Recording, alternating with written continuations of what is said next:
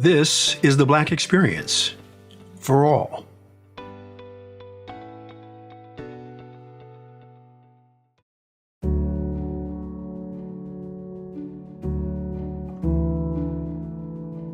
Hi, I'm Ciemone Sheppard, founder of Ciemone Inc., and we specialize in strategic planning and estate planning for business owners.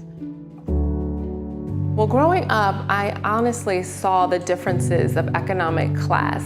My father, an accountant for 40 years, he really did instill in us the value of financial literacy. My mom as well, being an entrepreneur, business owner, I really did get to see both sides of the fence. And economic opportunity, they own property, real estate. I remember as a child going to pick up rent from one of his tenants, and I think that really did teach the foundation of generational wealth for me.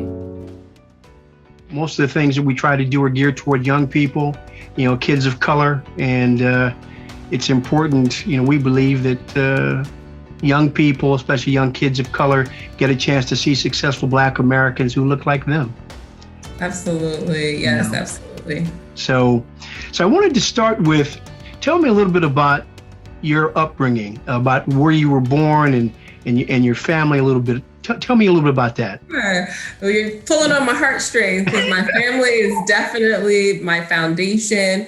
I grew up in a small town, wasn't a city, like Roselle, New Jersey, until I was about 9 years old. Both my parents grew up in the inner city, Newark, New Jersey. And, they really worked hard to get us out of, poverty, if you will, and kind of we moved to suburbia. I grew up in a town called Hillsborough, New Jersey. I'm a middle child as well. So I have an older brother and a younger sister. And we're very close knit. We really do make sure we spend a lot of family time together, holidays. And again, that was the root of my family. They grew up very family oriented. And, I really am a product of just amazing family. My dad, he's an accountant for 40 years with a large company, one of their head accountants, and my mom as well as an entrepreneur. So I kind of did have a little bit of balance on both ends of the spectrum. That's fantastic. And the community that you grew up in, was it, how diverse was it? Not much. I was actually the first African-American student in the elementary school. So that was definitely a challenge there. But, I always say whatever room that you're in, you're supposed to be there, regardless. But again, it was the opportunities that my parents instilled and pushed for us because I lived partially in my life in an area where it was not diverse at all. And then again, my mom, she went to an Ivy League college, Smith College, and just kind of had the opportunities to see different things outside of our box. And that's what we have to realize in life, that there are so many wonderful things sometimes outside of our four walls. And I think I learned that lesson very early on by kind of going into a industry as well, where there's no diversity. I'm just kind of used to it, And I think a lot of times we fear that, I'm uncomfortable being the only one in a certain industry or a room or a school or wherever. But for me, I embrace it. I embrace it and bring change and diversity as well. So it sounds like your parents were certainly your role models. Would you say that's correct? Absolutely. My mom and dad, for sure, just, their ambition, their drive.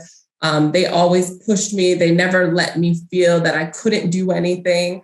I was one of those kids that always wanted to explore. My favorite term was, I can do it, Mom, I can do it. And they let me do it. They pushed me, they challenged me. And they really did teach me and instill in me really my foundation of who I am today, for sure. So when you talk about your parents, I'm also curious because my grandparents were also very influential in my life. In terms of your extended family, in terms of those role models and sort of those mentors and champions, did you have that as well?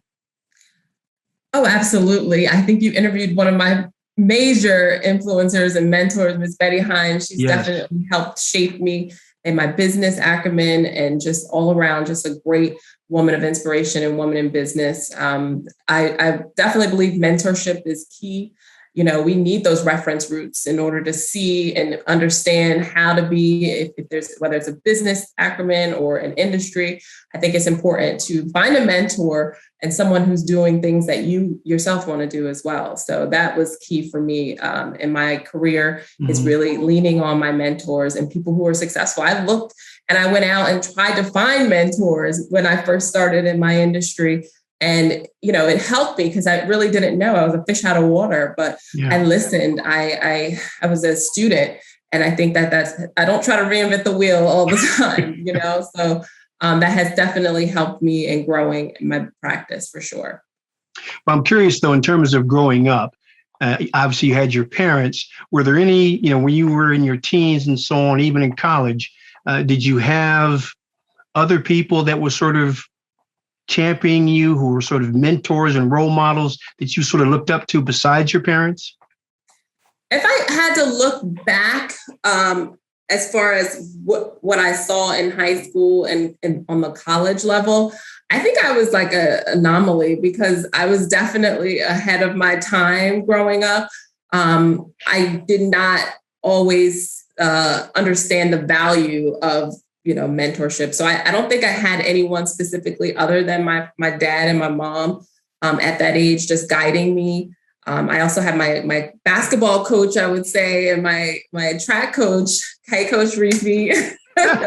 In high school, with sports, I was a track runner as well as a basketball player, and they really did guide me with, you got to be this type of person, discipline. In the summer when everyone else was, enjoying their summer, my track coach would pick me up every day to go to the gym. And, I remember just being disciplined and not doing the things that everyone else was doing growing up. So I think I valued that really for my life now, is just the discipline that I had from my sports growing up, for sure. So I have to ask, because I ran track myself. What events did you run?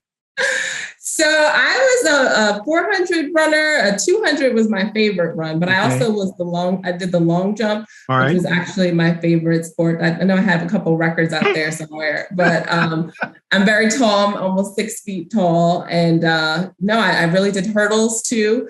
Towards the end of the season, I did some hurdling. I have a huge scar on my leg from hurdling, so I'll never forget that for sure. But I really did. Those were my glory days for sure. And great memories. I made some lifelong friendships, definitely. And, it definitely shaped me in a discipline as well, as I mentioned earlier, being able to be disciplined in your sports and knowing, if you don't win, get back up and try again. I remember it was a race. I fell and got back up and just kept on pushing. And that's what life is all about. Like, the times you fall, we got to get back up and keep on pushing, for sure. Well, that's right. Well, no, with a 400, that's a nasty race. That's really, I did the 100 and the 200 and the long jump as well, and the relays, but the 400, no, that's a killer. So the 400 is definitely a killer for sure. You hit that wall right towards the end. That last 100. That's right. That's right. I remember just nothing left and still going. Those were some of my favorite, fondest memories for sure. That's wonderful. That's wonderful. So tell me then, because you talked about your mother went to college, your father also went to college. So obviously college was something that was a no-brainer. That was something you were going to do, correct? It was definitely, it was important to go to college. For me, being an entrepreneur, a business owner, I definitely did not seek the traditional route. I did start out in corporate after I came out of college. And it was really not for me. Like I knew I had to be my own boss because I really hate being bossed and told what to do. So I'm not employee material, anyone out there. Because I remember, I valued my time, and when people put a dollar amount on what your worth is, it really kind of minimizes you. And I always knew that my time was more valuable. So I do teach that and I value that to my friends and my family that, your time is really what you're selling, right? So what is the value of that time? Mm-hmm. So, you can't get it back. It goes by so fast. I blink and I'm 40. And, I really do. People know, my clients know 5 o'clock, she doesn't answer her phone anymore because she's sitting to dinner with her family. I put parameters around the things that are important to me, and it's my family, quality time, and enjoying life, traveling, doing things that, if you don't make it home tomorrow, would you want to do those things? And I do capitalize on that. So I think that that's important.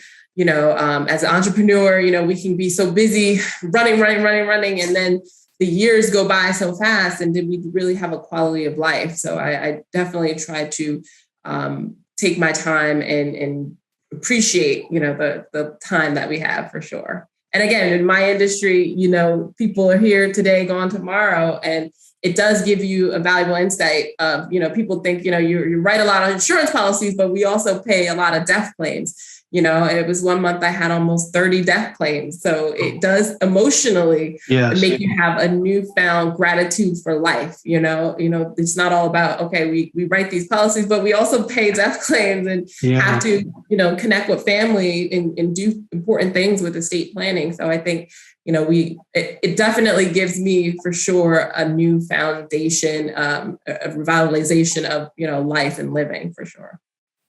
Well, that's wonderful. No, well, thank you for sharing that. So I'm curious then, when you were in college, what led you to the insurance business? That is the number one question people ask me. I kind of stumbled into the industry, honestly. I started out in the IT network telecom space. My brother, he's a network architect, and I kind of got connected into that industry through him, for sure. And then I wasn't really that fulfilled. I always had this feeling of like, I think there's more for me to do out there. So I actually left. I was living in Central Jersey, and I didn't know anyone in South Jersey. I moved to South Jersey. I didn't know one person. And I just said, I wanted to purchase some real estate there. And my price point was, I got a lot more land down there. So I moved to South Jersey, and I actually got recruited in the industry. And it was the best thing of my life. I would say the best decision. I wish I could have started like right out of high school, because I found my niche. I love helping people. I love educating people. I think it was a natural fit, being though, my dad is an accountant, and I really did understand, financial literacy very well at a young age. And, it was, it's not a really wow story. It was, they recruited me into the industry, and it was the best thing ever. I would say my recruiter, her name is Ciemone, and I always give her a little shout out, if you will, because she was definitely someone who I would say mentored and kind of schooled me on how the industry works. So it was the best decision ever to basically jump into the space that I'm in. I love it. And you also have your own company. Right. So my company is Ciemone Inc. I actually just launched my new company this month. Congratulations. So I'm excited. Thank you. I'm really excited for my new vision, my new company. And it's really just exciting to kind of take on a new chapter, going into my 40s and actually launching my new business as well. So then tell me, you mentioned your first recruiter. Tell me about, in terms of the industry, who were the people that sort of, again, championed you, were sort of mentors? And also, what was it like? What is in terms of diversity and gender in the insurance business? Can you talk a little bit about that? You're put me on the spot here, Adam. It is not as diverse as we would like. There definitely is diversity there. The industry, I would love to see more African Americans get into the space, because we are, definitely there's a need for us here in the insurance industry. So I would like to see, for sure, more African Americans in our space, but it is a percentage, lower percentage than I would like. Across all spaces, though, I think that's the case. My husband is a property and casualty broker, and it's really not that many, who has their own brokerage for property and casualty. So I definitely think we just need to educate more minorities on the value of being in the insurance industry. So did you have someone who sort of guided you, who sort of looked like you? Were you fortunate to have that? No, my recruiter definitely bringing me into the space, but me branching off into being an insurance broker, it was very limited. So most of the people who did train me and mentor me were not African American. Okay. So I value insight from all races and nationality for sure. But the industry really does not hold a lot of minorities that are actually doing the things that we do. And so I definitely seek the value of all colors of the rainbow when it comes to educating on our space and industry, because it is, it's really challenging. And if you can get a value and a nugget from anyone that can help a client, I'm definitely appreciative of that. So I always had different mentors of all different nationalities, but for the most part, not a lot of them were African American. So when you look back on your mentors in the insurance industry, what are some of the things that you sort of learned from them that were the sort of nuggets that help inspire you and guide you? Can you share some of those? I would definitely say, being able to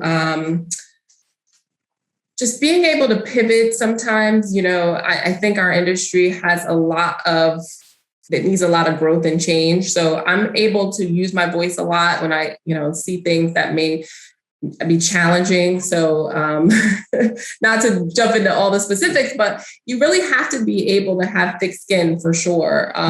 It's tough. Like I mentioned earlier, if someone passes away, I really get close to my clients. It's like a family member. So emotionally, it does take a toll over the years of kind of, connecting with people and actually having to connect with their families. But my mentors definitely have taught me that this is what we're here for. There are not a lot of people who can do the things that we do in our space. So, just being strong, being solid, and being there for our people to be able to educate, which is something that I pride myself on for sure. So you've mentioned that a couple of times. So tell me then, how do you process that when you're dealing with people who are passing away and you're interacting with the families, and you say almost sometimes they become like family members? Obviously, losing one family member every once in a while can be quite devastating.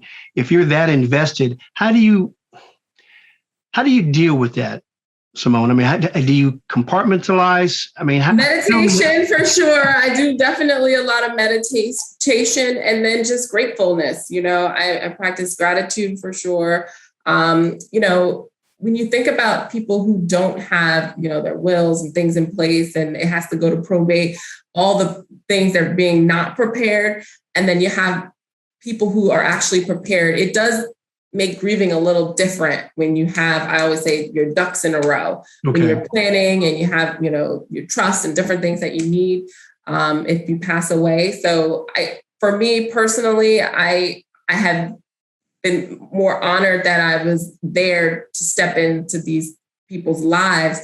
There's times when my clients, their families are just so grateful that they kind of did this and put this stuff in place. Mm-hmm. So it just makes it just less stressful. It's just taking a lot of the stress off of those family members when they have the right coverages and wills and different things that they need. So, I feel like I'm saving lives day by day. I'm a superhero at times because of how my clients, are so appreciative and thankful. And for me, that makes me get up every day and know, it's like, who am I going to save today? That's fantastic. That's fantastic. And your new business, you're still going to be involved in estate planning and those different areas? Yes, I will still be doing the same things. I just, I'm going to be focused on Our client base is mostly business owners, entrepreneur executives as well, just because they have a lot more things that we have to protect and a lot more strategy that needs to be involved. So then tell me, it sounds like you're having a great time. But tell me, what are some of the challenges of your business?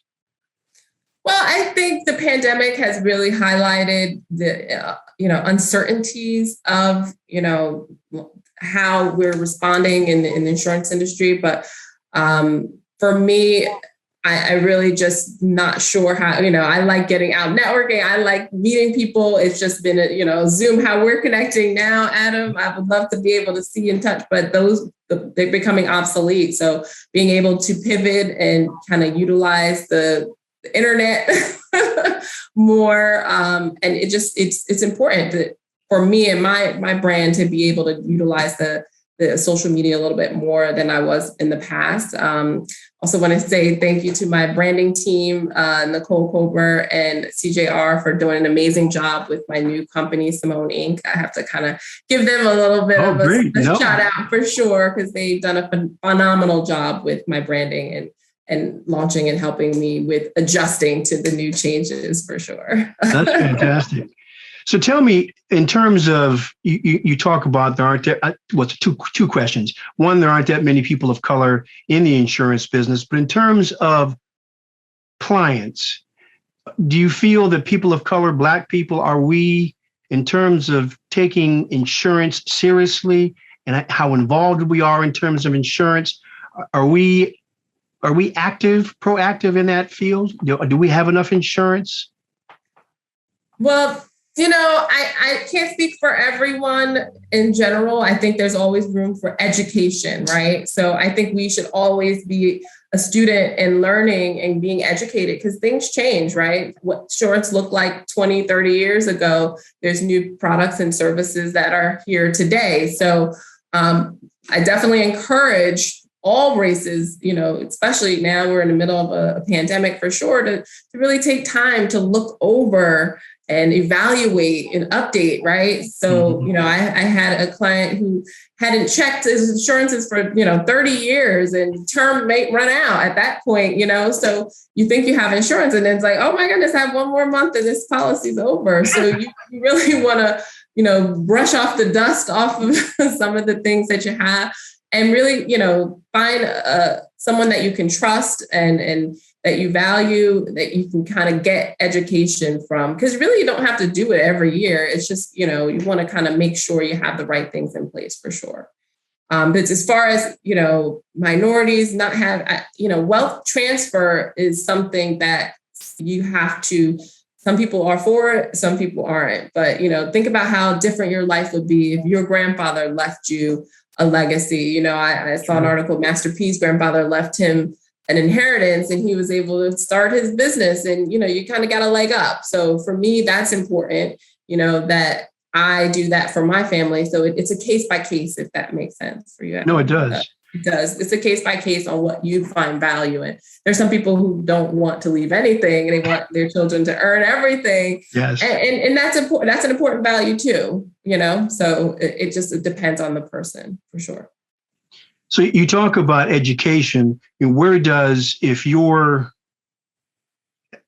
in high school, if you're in college, when should you be thinking about getting insurance? The younger, the better, right? Because if you think about insurance, as you get older, I have clients who are in their 60s. They're like, where were you when I was 20? I wasn't born yet. I wasn't even here yet, So a lot of times people, kind of do wait. I kind of wish I could catch everybody when they're, young kids. I do like doing policies on young children because, they're obviously the best price point. But if you think about how insurance works as you get older, the price of it will be a little bit more expensive because of your age, for sure. And what do you think are some of if you're a young person, what would be some of the best resources to educate yourself about insurance? There's lifehappens.com. There's different ways you can partner with obviously an insurance company or an agent that can walk you through different types of coverages that may fit you and your family. I'm a people person, so I need to talk to someone and get questions. It's like going to school, right? Take a course on it, right? And find someone who's knowledgeable to educate you on the different types and different ways, because it can be the tools that we have at our disposal can be used in so many different ways. So you have to figure out what way fits that person's needs. I definitely can't really talk too much about products, and in light of, we have a lot of regulations for sure. So you'd have to speak with somebody who is knowledgeable. No, okay, no, I appreciate that. Thank you. So tell me then, what is it that inspires you? I have 3 girls, and, they motivate me for sure. My husband pushes me to be my best version of myself. But definitely my family motivates me every day. They're my why. I see the value in them seeing all of the stuff that we're talking about. My middle daughter, I think she knows a little too much at 8. She's telling my aunt she needs to be retired already. And they talk about their portfolios, but it is definitely being a mother of 3 girls and watching, that my legacy right in front of me is my why and motivating me to do the things that I do. And how old are your girls? So my girls, I have a big girl. She's at NYU. She's 20. I have a one will be 10. I know I have a big gap there, but one will be 10 in January, and then I have an 8-year-old. So they keep me on my toes. I'm sure that's fantastic. Mm-hmm. So it's you talked about priorities, and you talked about it. 5 o'clock. Everyone knows. You're sitting down with family. A, where did that come from? And B, being an entrepreneur, how do you maintain that? So again, it's the value of time. What's important, right? And for me, it's important to have my kids be able to share their day. What's their high and low? That's our first question. What was your high for the day? What was your low for the day? Sometimes they want to play Uno at dinner. It's spending quality time. And I think for me, we can really be absorbed by everything that's going on the outside of our lives. And for that moment, that hour and a half, that time, nothing else matters but us. And I think, no phone, no nothing. We just make eye contact. I think that's a lost art today. Yeah. And again, my family instilled those things in us. We always spent Thanksgivings and Christmas Eve. We spend those holidays together. And I value that time with my family, and I want my kids to have those memories. Look, they'll blink and then they'll be adults and off and having their own lives. And I just want them to take that one thing with them that I got to spend. We spent holidays together. We travel together. My children have been so many amazing different places. But we all sat down to dinner together. That's one thing I want them to take with them. And I as a business owner, I should be able to take my time back and be able to own my own time. And that was something that, no one could take from me. No, again, no, thank you. Thank you for that. So I'm curious, with 3 girls, what advice do you give your daughters about being, you're an entrepreneur, you're very successful, but being a Black woman, what kind of advice do you give your girls about how to thrive and survive and thrive in the world that we live in today? Well, definitely just, being not just a business owner or mogul, not settling for sure, finding things that make them happy. I ask them what they want to be and what you want to own, just instilling little seeds in them as they grow that you can be and own, do the things that you want to do. They this summer had a lemonade stand, and I think they made more money in their lemonade stand. And they branded. They wanted to put money back into their business, and you can see these things early. My grandfather was an entrepreneur. He had his own business, and just being able to see like ownership is possible, right? I think that's what I saw growing up. My grandfather owning a business and making millions of dollars and doing really well, and I want my kids to see that it could be whatever it is that you want to be, and that's what we teach them. You can do and be whatever you want to be. You're capable, you're beautiful. We do power words, super poses, fearless girls, fearless dances, especially the first day of school. They're so nervous because we just moved to a different area. And, just what do I had to teach my younger one, find something in common with someone, the steps to how you build a relationship with a person. And she came home, I have 20 new friends, Mom. It worked. Exactly. So, just teaching them that, they can do and be whatever it is that they want to be, and not to be afraid. Because, a lot of times people don't do the things they want because it's the fear of jumping. There's calculated risk, and then there's sometimes just risk of just trying things that are new, So I value that, just trying new things and not being ordinary. So I teach them just be extraordinary, because we really only got one life to live, and yes. Our space teaches us that, just live and be. Do you think sometimes we put too much emphasis on race in America or gender in America? I mean, you're talking about these beautiful, positive things. It's obviously it works. Do you think sometimes we hinder ourselves by dwelling too much on, again, race in America and what it can do or has done to hold us back? Well, we can't be blind and oblivious to the things that have happened in our past and our journey. My grandmother's 97 years old, and she's been traumatized by some of the things that she saw growing up. We have to honor those feelings and things that happen, but we have to also move and grow, right? We can't stay stuck in that place of, hurt. That's in life. That's a life lesson of anything, not just racism in America. It is there. It exists. It's going to be everywhere. It's not you, it's them. So, I teach that to my children, that hurting people hurt people. So it's not you, it's something that's going on with them, right? So we kind of focus on that, if that makes sense, that you can't control us being Black. I can't change the color of my face. This is my face, but I can change what I do with it. I have a voice. I can speak out. I can make a change. And my clients are like a rainbow of different nationalities. And I think if you bring value, people have to look past your color, right? If you're bringing something valuable and important to them. No. Again, thank you for that. And it's, again, you've had tremendous blessings. If you have a grandmother who's 97, I'd like to talk to her. I mean, that's, those are, it's history, right? It's American history. When you've got someone who is that old, who has seen so much, they are so valuable and should be cherished. And that's fantastic. It's amazing. Hi, Eddie Mae. So do you feel that there is being an entrepreneur? I mean, you've worked for someone, you're your own boss. What are sort of the steps and the processes that you use, more so in the entrepreneurial space?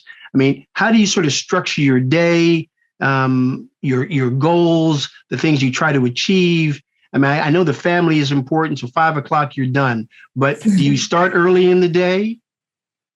Well, to start, you should always write out your goals. I have a book here with the first thing it says is your goals. I don't know if you can see that, but yes, I know my goals. I write them out. I think that's key for anybody. You have to be clear on your visualization, on what it is you want to do, what you want to accomplish, what you want to achieve. I manifest, I always say, the things that I want, because I'm very specific on what it is that I need to do. I do stick to a hard calendar. I think that's important because time management, like you can get caught in an email, your day can get absorbed by things that are not beneficial. So, my day is very structured because there's only enough time in the day. 5 o'clock, it's done. I may pick back up 7 o'clock and finish up a couple of things, but I definitely believe in feeding your mind, education. So I carve out time to read.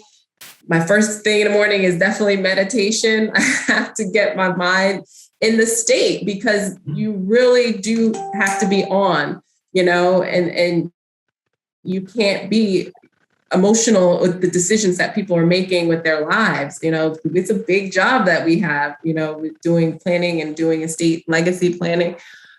So I really do a lot of Zooms right now. And then just also a lot of different events. I'm actually going to a function after this where I'll be talking with a group of women just about, again, the things that they need to be doing as business owners. So last week I was at the Women's Presidents Organization. Okay. We were highlighting the women of color. We partnered with 100 Black men. That's an event that we'll be having in Phoenix and Virginia. So I definitely love being around my Women Presidents Organization women. They're just a phenomenal group of ladies that we do, and as well as with Betty Hines, who we mentioned earlier. Yes. The Women Elevating Women. I work with her in that organization as a board chair, and she's just an amazing organization there. I also sit on the board of the Black Women's Health Imperative. I kind of put it all out there. I can't leave anyone out. And we do a lot in Black women's health. So my day is very filled with different events and meeting with clients, and just very, very particular about making sure I have a hard calendar in order to accomplish a lot of things in a day. I wish I had a pair of scissors, though, sometimes to cut myself in half. But, No. So how do you, I guess one question is, are entrepreneurs, are they born, or can you learn to become an entrepreneur? Were you born to be an entrepreneur? I was born to be an entrepreneur.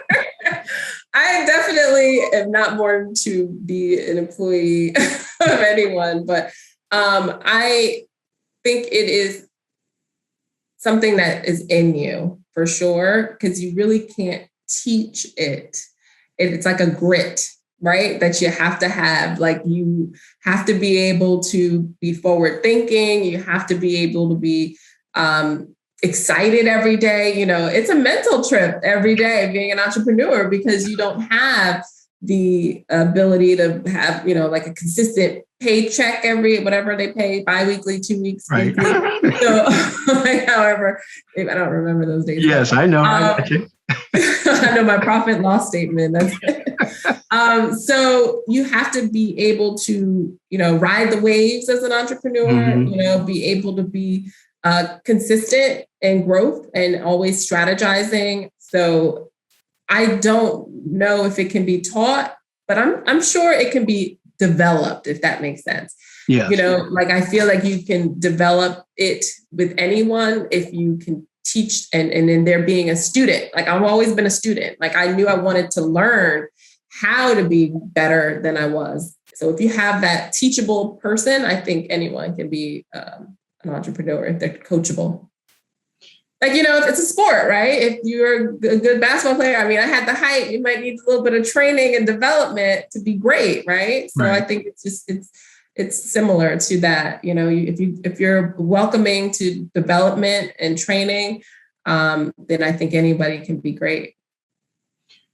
So I'm curious, you talk about continuing and education, the elements that you mentioned, meditation, the structure, your goals. Where did you sort of learn all of that? Are you sort of always adding elements to sort of make things better or more efficient? Is that a part of the process as well? I learned a lot, like I said, through my development, training, workshops. I always am a student. So this might not have worked here, but I do a lot of different conferences and pick up new ideas, fresh ideas of what's working now.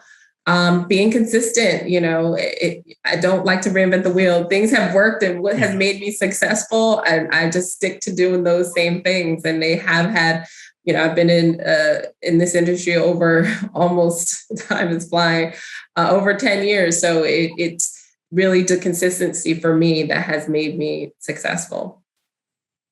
So I'm curious, do you work on the weekends? I don't. I'm a soccer mom too. My husband is a head soccer coach for our girls' soccer team. That's their time. They will tell you, can you put the phone if you try? But I may take calls in emergency situations, and but for the most part, we're mom and dad on the weekends. So I guess I'm curious, Elon Musk is famous for saying that he works anywhere from 80 to 120 hours a week, and he doesn't see it as work because he's having so much fun. Now, I don't know whether that's true or not, but it would seem to me if you put 80 to 120 hours into your work, something has got to fall short, right? So what's your sort of take on that? Well, there's so many different levels of success. Success can be monetary. It can be health. Health is successful if you're healthy. That's for me, the wealth is in being healthy. And then having a quality of life, you can I could probably definitely spend 180 hours a week, but now I've created a job for myself, right? So for me, my success comes from having a balance of, success with my family and then success in my business. So for me personally, I need the whole picture to feel successful. And my spirituality, all of it has to match up, not just be unbalanced in one aspect. Because if I'm not at a PTO meeting or something and missing one of my kids' soccer games or something that was important to them, then am I really successful? And that's how I feel. So I think there's value in having both. You can have it all, I think, for sure. And again, it's just managing of your time. I definitely get a lot in with my day.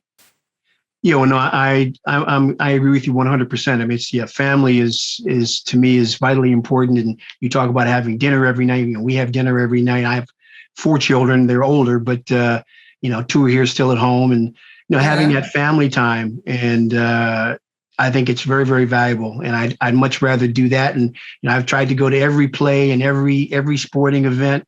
And I wouldn't trade that for one extra hour of work and for anything, And it can wait. A lot of the things, in our industry, things you can't really do. It's like banker hours, right? The bank's not open. I can't do a transaction if the bank's closed anyway. So I can, get the information, but I will, have to take care of it for you in the morning. And I set expectations too with my clients, about my schedule. So they're aware, so they're not, what's going on. I do have clients on the West Coast that sneak in around 9 o'clock, 8 o'clock, and I will pick up if they have an emergency for sure. So tell me, you kind of alluded to it with your own children. Tell me, what advice would you give to young people about achieving their dreams? Just go for it, jump. I always love that advice. Sometimes we get complacent by being in our comfort zones. And, I heard that's where dreams go to die, right? Sometimes you have to be uncomfortable. And there's where all the excitement is. The times where I feel most uncomfortable and like, oh my God, what am I going to do? Is the times that they always work out. So just try new things. Explore the world. There's so much out there to see and learn from. I love visiting different countries, different cultures, because it does give you just this well-roundedness about, how the world really is. It's just like a melting pot, right? So don't be afraid to explore, be great, be excellent, try new things, try new foods. We teach our children, try this. They're like, no, I don't want to try. Give it a try. You'll never know until you try it if you like it, right? Don't look back. So many people get to 80, 90, if you're lucky, and they look back and they say, darn, I wish I would have tried it back then. You can't go back in time. And this is all we have, right? You've got to stay in the moment, stay present, and just live your life. So my best advice is to just live. And again, that's fantastic. And thank you for sharing that. So how do you, if a young person has a difficult family life, a difficult neighborhood, things have been challenging, how do you, the advice that you just mentioned, how does one who is dealing with so many difficult issues embrace that kind of philosophy? We can't control where we come from, but we can control where we want to go. I mentioned earlier, both my parents grew up in the inner city. My mom, she seeked out mentorship, which is key. Seek out your guidance counselor, seek out advice from someone who can give you an opportunity. Because all we need is opportunities. That's really all we need to change where we are in life. So try your best to kind of look outside your circle or where you are and know that there's so much more out there. It's not just those four walls. And I think that was key for me in exploring, and my mom for leaving in Newark, New Jersey, being able to go off to an Ivy League college because she was able to see past what was in her box, if that makes sense. Mm-hmm. So definitely seek out mentors. I think that will always be the best advice for anyone growing up in, guidance counselors at your school, someone who can give you more insight to where you should be going in life. So tell me, you talk about mentors again. I know that you mentor young women, women of color. Tell me a little bit about that. So definitely just entrepreneurs and business owners looking to grow or scale. For me, it's just important to be able to be an example, especially with our younger generation. We need, just like I'm here today, we need to see what it looks like, our reference group. Those are important things to be able to understand and see what it is to grow. And again, back to your original question, what someone in a situation who may not or may look to go somewhere else where they are in life, they need an opportunity to know and meet someone who can give them advice and ideas to help, whether it's in their business or college decisions, to help them to grow past their circumstances. So I'm always available for anyone who needs just a bit of advice and encouragement. I think that's important. We need to keep encouraging not just African-American people, just in general, our youth, just encouraging each other to grow and value just life. No, I agree. That's fantastic. And last question is, so what do you think the challenges since you have three young children, what do you think the challenges they face that might be different from what you faced 20 years ago? What are the challenges you see for them and young people today? It's funny to see a lot of the younger, I've interviewed some younger children, not children, but younger generation, and they're very tech savvy, right? The socialization is different. I'll call and they'll text me back, is everything okay? So I do see, I don't know if it's a challenge. It's just going to be a different way that the communication is done, because it's all just digital, right? Yes. So we've gotten digitally exhausted from just communicating anymore. So I think that they'll find that to be a challenge because I'm teaching them to connect, and they're like, my friends just want to play on the video games, or they don't want to talk or read books. We're at the library and, always wanting to read and feed our minds, but everybody's, on the gadgets and gadgets. That's so right. I don't know if it's going to harm them. But I do know that the socialization is going to be different because, again, I don't know how people are socializing as much anymore with the technology, but I do hear that feedback from them. Like when they want to go and build things or play, remember we used to play outside? They don't, the newer ones just don't want to do as much as the playing anymore. They want to play online at the games and stuff or social media. So I think that may be a challenge in the future, but we never know. You never know. Well, I guess it's always interesting. We sound similar in that, eye contact and, yes. family gatherings. And I always find it so interesting when we go out to dinner and you'll see a family of 4 or 5, and even the parents, they're all on their phones and they're not talking to each other. They're just staring at their phones. I see that all the time. I'm like, I go out to dinner and you pull that phone out, you're getting an evil eye. Are you kidding me? That's a no-no. But I do notice that a lot. Like families will just be sitting on their phones and not engaged anymore. And so, as my phone is going off, but the engagement has definitely changed and shifted amongst families and just in general. So I really want to bring that back to our culture for sure. Like we really have to bring back quality time because it is important. Our kids grow up so quick and they have memories, that's all we really have is our memories. That's right. Well, no, it sounds like you've had such a fantastic foundation, grandparents, parents, who really believed in you and championed you and helped you find your way. And that's extraordinary, isn't it? I mean, to have that kind of relationship and that kind of foundation, because not everyone has that. I definitely have been blessed for sure. And I know that is the main reason why I am who I am today. And just being blessed to be able to have, my amazing family for sure. So thank you, Deborah, Michael, Brittany, Mike Jr. They're just amazing siblings and parents. No, well, again, thank you for taking the time to talk with me and sharing a bit about your life and your philosophies. It's been fantastic. And it's been an absolute honor to get a chance to talk with you. Thank you so very much. Thank you. This is the Black Experience for all.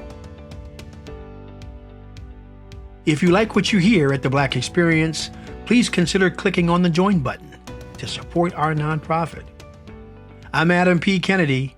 Thank you for joining us.